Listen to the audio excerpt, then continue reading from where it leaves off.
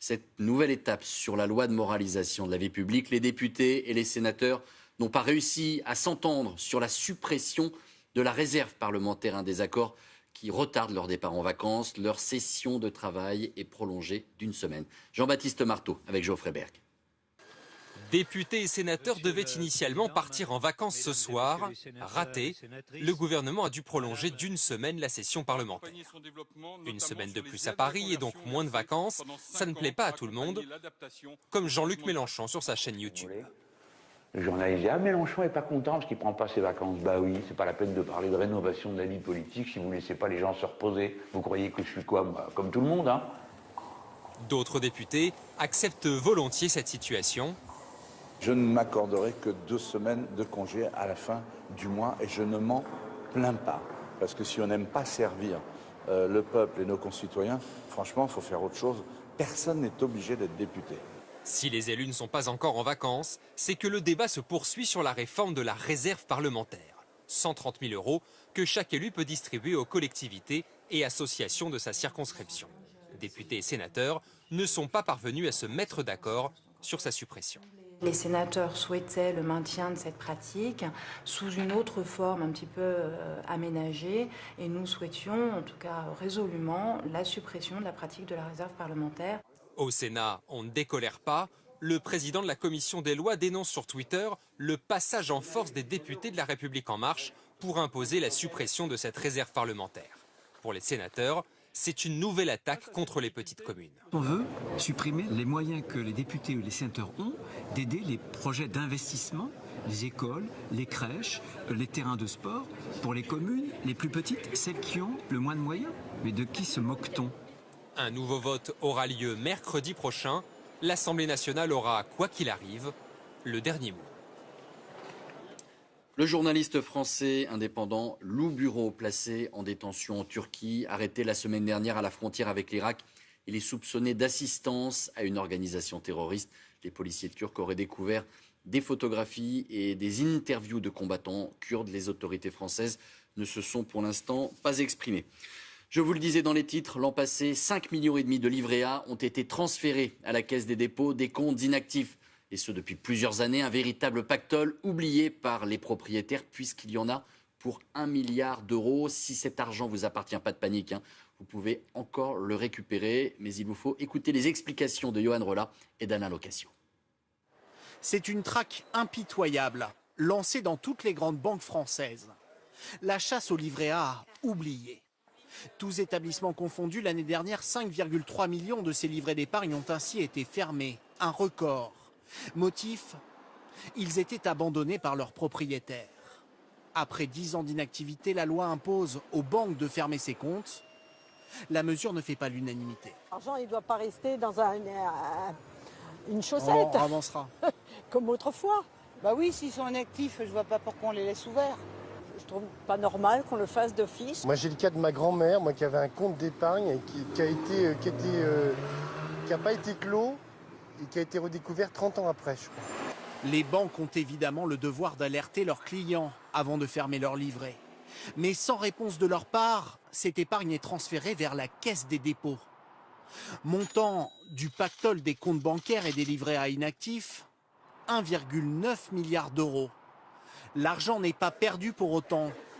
Les propriétaires distraits ont 10 ans pour le réclamer sur ce site internet.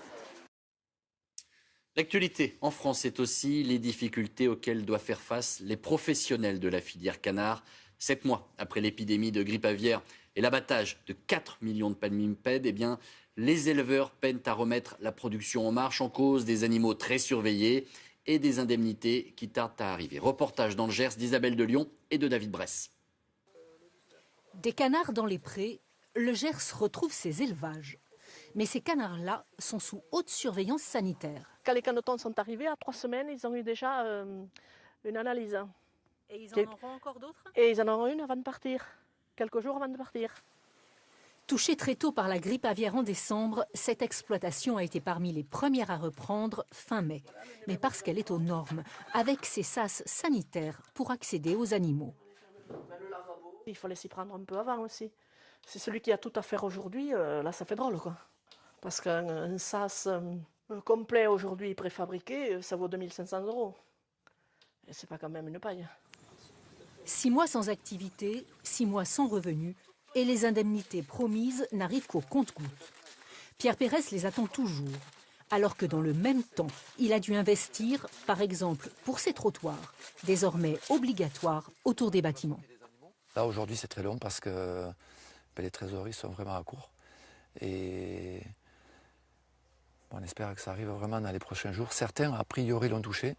Nous, sur la ferme, on n'a rien touché encore.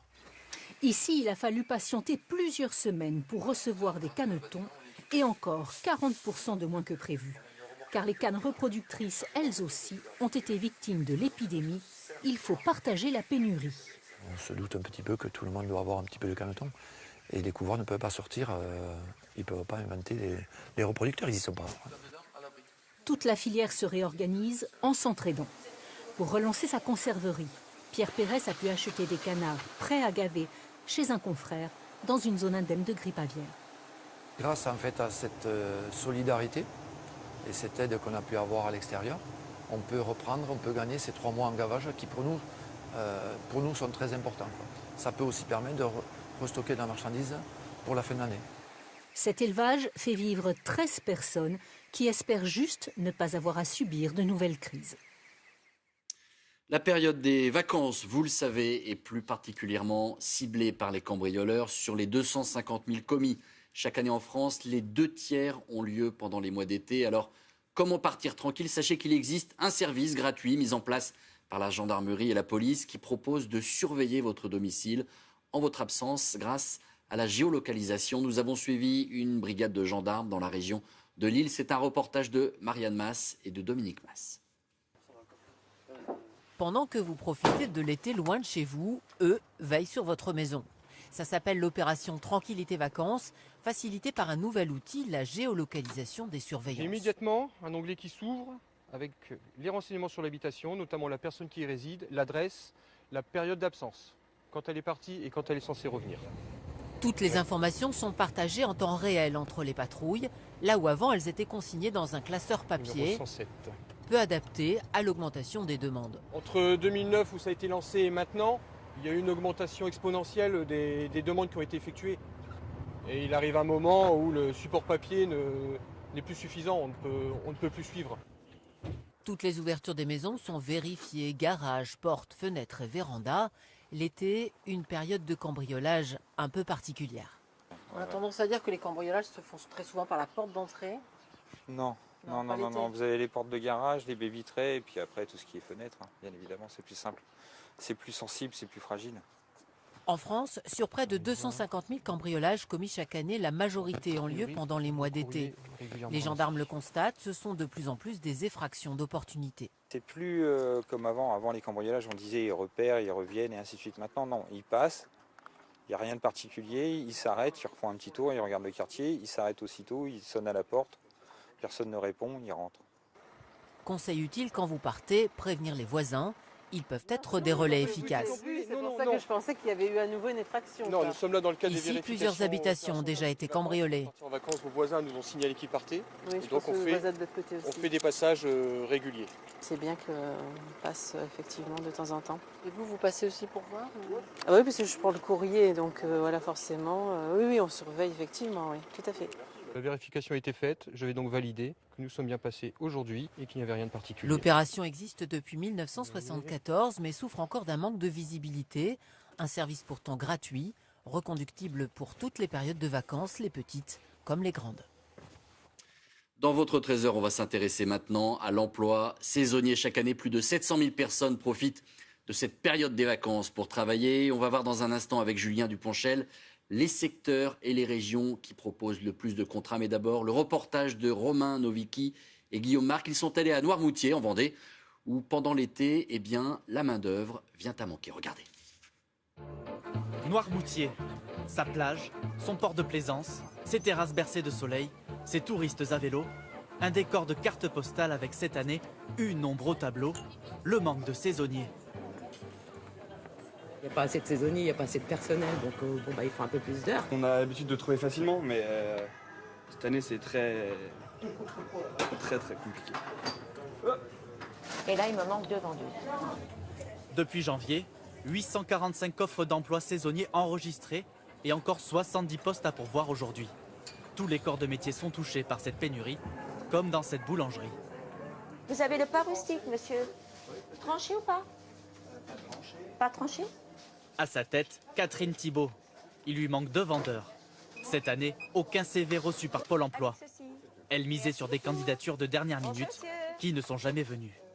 Les autres années, il y avait des demandes après les résultats de bac. Les jeunes se présentaient après à la boulangerie. Ils venaient entre le 10 et le 14 juillet, spontanément. Et ils venaient pour demander si on avait besoin de personnel ou pas. Et cette année, je n'ai eu aucune demande. Pour compenser, elle doit travailler 7 jours sur 7. Merci beaucoup. Une pénurie qui se paye déjà à quelques pas de là. C'était très bon. Ouais, je vous remercie, monsieur. On s'y emploie chaque jour. Dans le restaurant de Thierry Martin, il manque 2 paires de bras. Résultat, il doit fermer son établissement tous les lundis. Une première pour lui. Son chiffre d'affaires est en net recul. Ce restaurant-là, au mois de juillet, la moyenne, c'est 5 000 € au quotidien. Donc vous faites le calcul, 4 lundis, ça fait 20 000. Pourtant, il n'a pas lésiné sur les moyens pour trouver du personnel. Il est passé par un chasseur de tête, 1 000 € pour dénicher la perle rare. Pour lui, les conséquences ne s'arrêtent pas là. C'est mon 2e établissement sur les 3. Donc je vous laisse constater la date à laquelle nous sommes aujourd'hui. L'établissement est fermé. Il est fermé depuis le 1er avril par carence de cuisiniers. Selon lui, ce manque de main-d'œuvre l'oblige à fermer en pleine saison touristique. Là, sur un restaurant comme celui-ci, 1er avril, 30 septembre, chiffre d'affaires 270 000 €. Et cette année? 0. Pour ce chef d'entreprise, une seule solution, vendre son affaire. Comment expliquer cette pénurie de saisonniers? Des métiers difficiles qui souffrent d'une mauvaise image, mais à Noirmoutier, un point noir, le logement. Rare sur l'île et trop coûteux pour des saisonniers souvent payés au SMIC. Le loyer, en fait, moi c'est ce qui m'a rebuté en fait au début. Quand bien même il y a des logements que la mairie fournit et tout, c'est cher. C'est cher. Même payer 300 € pour rester un mois dans un camping, c'est hors de prix. Une des solutions apportées par la commune, cet ancien internat, transformé en centre d'hébergement en 2008.